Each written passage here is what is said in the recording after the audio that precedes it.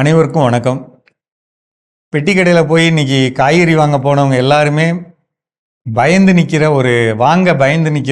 ஒரு முக்கியமான தாவரம் கொத்தமல்லி. சரிங்களா? எவ்வளோ விலைக்கு விற்கிது? முந்தியெல்லாம் எது சாமான் வாங்கினாலும் சும்மா கொடுப்பாங்க. இப்போ பார்த்தீங்கன்னா 3 செடி 10 ரூபா அந்த லெவலுக்கு போயிட்டு இருக்குங்க. நீங்கள் ஒரு விஷயத்த நல்லா கவனிச்சுக்கணும். கொத்தமல்லி இல்லாத உணவு தயாரிக்க முடியாது. தமிழ்நாட்டில் இருக்கக்கூடிய அனைத்து பகுதிக்கு மட்டும் இல்லாமல் இந்தியா ஃபுல்லாக போகக்கூடிய வகையிலான தாவரம் கொத்தமல்லி. யாருக்கெல்லாம் ஊடுபயிர் போட்டு வளர்க்கலாமோ, யாரெல்லாம் தென்னந்தோப்பு அல்லது மாந்தோப்பு அல்லது வேற எந்த வகையிலையும் நான் ஒரு சின்ன பகுதியில் அல்லது ஒரு ஒரு அமைப்பில் நான் போட்டு அதை வளர்க்க முடியும் என்னால் அப்படின்னு நினைக்கிறவங்க தயவுசெய்து கொத்தமல்லி போடுங்க. இந்த கொத்தமல்லிங்கிறது 2 முக்கியமான ரகம் இருக்கும். ஒன்று ஈஸ்ட் வெஸ்ட் அப்படின்னு ஒரு கம்பெனி இருக்குங்க, அதோட விதைகள். ரெண்டாவது சக்காட்டா அப்படின்னு ஒரு விதை இருக்கு. இந்த 2 விதை தான் ரொம்ப நல்லது.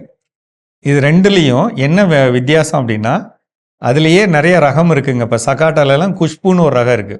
அதெல்லாம் என்ன செய்யும் அப்படின்னா, உயரம் கம்மி, அடித்தண்டு பெருத்திருக்கும், நிறைய கிளைகளோட இருக்கும், பச்சையாக இருக்கும், நல்ல மணமாக இருக்கும்.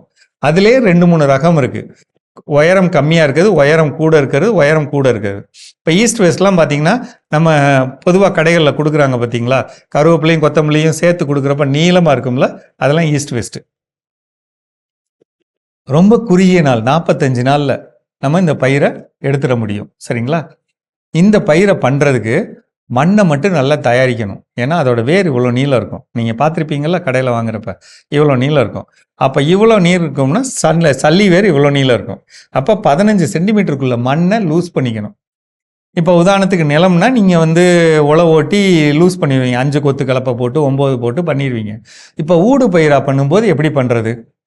இப்போ பவர் டில்லர் பண்ணுறீங்களோ, பவர் வீடர் போடுறீங்களோ, 2 தடவை போடணும். போட்டு ரொம்பவும் ஆழமாக பண்ணி வேர்களை வெட்டி, ஏற்கனவே இருக்க தென்னந்தோப்புனா தென்னந்தோப்போட வேரை வெட்டி, தென்னை பயிரோட வேரை வெட்டி விட்டுறக்கூடாது. அதையும் பார்த்துக்கணும். நடுவாக இருக்கிற இடத்துல இதை ஓட்டிக்கணும். ஓட்டிட்டு இப்போ இந்த விதைகளை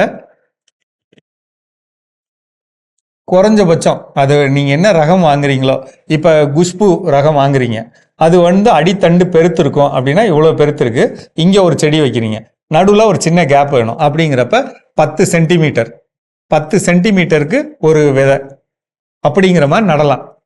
பாத்தியில் நடலாம், மண்ணை பொறுத்து பாத்தியில் நடலாம், மேட்டுப்பாத்தியில். மழை பெஞ்சா தண்ணி தேங்கி நிற்கினா மேட்டுப்பாத்தி போடுங்க. இல்லை பாத்தி 10 அடி நீளம் 6 அடி அகலம் பாத்திக்குள்ளே போட்டுருங்க.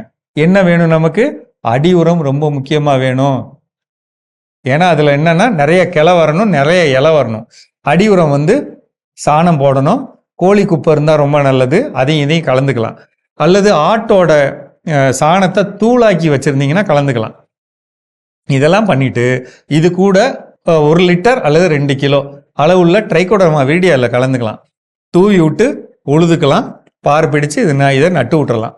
வளர்க்கும் போது முதல்ல 45 நாள் அப்படின்னாலும் 30 நாளைக்கு தான் நீங்கள் சத்துக்கள் கொடுக்க முடியும். முடிஞ்ச வரலும் ஒவ்வொரு 5 நாளைக்கு ஒரு முறை தரையில் கொடுக்கலாம். அல்லது 7 நாளைக்கு ஒரு முறை 4 தடவை கொடுக்கலாம். 10 நாளைக்கு ஒரு முறை 3 தடவை கொடுக்கலாம். தரையில் கொடுக்குறது, தண்ணி பாய்ச்சிட்டு கொடுக்குறது. அதே மாதிரி தெளிக்கிறதுங்க. ஸ்ப்ரேயர் கட்டி பஞ்சகாவியா அல்லது ஈயம் கரைசல் தெளிக்கிறீங்க.